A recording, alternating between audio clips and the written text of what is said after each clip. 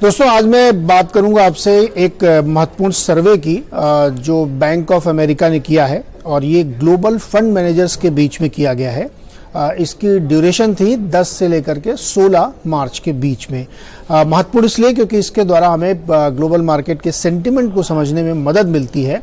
तो आइए शुरू करते हैं कि सर्वे में क्या निकल के आया। देखिए, सर्वे की जो सबसे महत्वपूर्ण बात थी कि इसमें ज़्यादातर लोगों ने माना कि जो इन्वेस्टर का सेंटिमेंट है वो 20 साल के लोएस्ट लेवल पे है। जितनी हाल फिलहाल की घटनाएं हो रही हैं, मार्केट में जो दिक्कतें आ रही हैं, उसको उनसे लगता है कि इन्वेस्टर का जो सेंटिमेंट है, जो उसका मूड है, वो काफ़ी लो लेवल पे है। तो वो लगभग 20 साल के नीचे पे है। तो इस तरीके से मार्केट में एक आपको व्यू बनाने में मदद मिलती है कि लोगों की सोच क्या है इस समय, साइकोलॉजी क्या है मार्केट की। दूसरा महत्वपूर्ण एक जो पॉइंट निकल के आया कि सिस्टमिक क्रेडिट क्रंच, यानी बैंकों के पास जो पैसे की कमी आ रही है, लिक्विडिटी की कमी आ रही है, वो उनको लगता है कि ये सबसे बड़ा डर है इस वक्त के बाजार में। तमाम फंड मैनेजर्स को ऐसा लगता है कि मार्केट में एक सोच बन चुकी है कि बैंकों के पास पैसे की, लिक्विडिटी की एक सिस्टमिक तौर पे क्रंच होगी, क्योंकि आपने देखा होगा छोटे छोटे बैंकों को पैसे की दिक्कत हो रही है, फिर फेड उनकी मदद कर रहा है। तीसरा महत्वपूर्ण चीज उसमें निकला है कि फेड जो है, फेड जो वहाँ का सेंट्रल बैंक है, वो रेट हाइक करेगा और उनको लगता है कि इस साल में, पूरे साल में 3 हाइक हो सकती है, 75 बेसिस पॉइंट, 25-25 में हो, 50-25 में हो, जैसे भी हो। वो एक हाइक का उनको सिनेरियो लगता है। उनको ऐसा लगता है कि 5.25 से 5.5% तक फेड रेट का जो पीक रेट होगा वो हो सकता है। लेकिन इसी के साथ उस सर्वे में ये भी कहा जा रहा है कि जैसे जैसे रेट हाइक हो रही हैं, वो मार्केट के लिए एक बड़ी शार्प रैली की तरफ इशारा कर रही है, क्योंकि जब पीक होगा तो वहां से रेट कट की भी संभावनाएं बनेगी।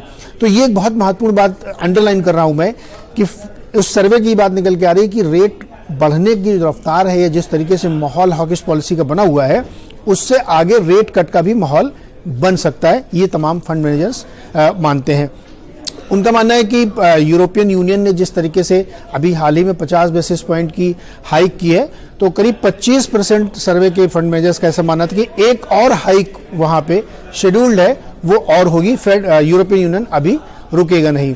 दूसरा, उन्होंने देखा कि एक बड़ा कंसेंसस बनता हुआ दिख रहा है कि लोग यूरोपियन इक्विटी मार्केट में, चाइनीज मार्केट में और डॉलर को लेकर के बहुत बुलिश हैं। इसमें वो लॉन्ग ट्रेड्स इनिशिएट कर रहे हैं और ज़्यादातर जो रिस्पोंडेंट थे वो मांग रहे थे कि बैंक जो अमेरिका के हैं उनको लेकर के वो अंडरवेट हैं, उनमें उनकी बहुत ज़्यादा दिलचस्पी नहीं है निवेश करने के लिए। तो ये तो था सर्वे की हाइलाइट्स।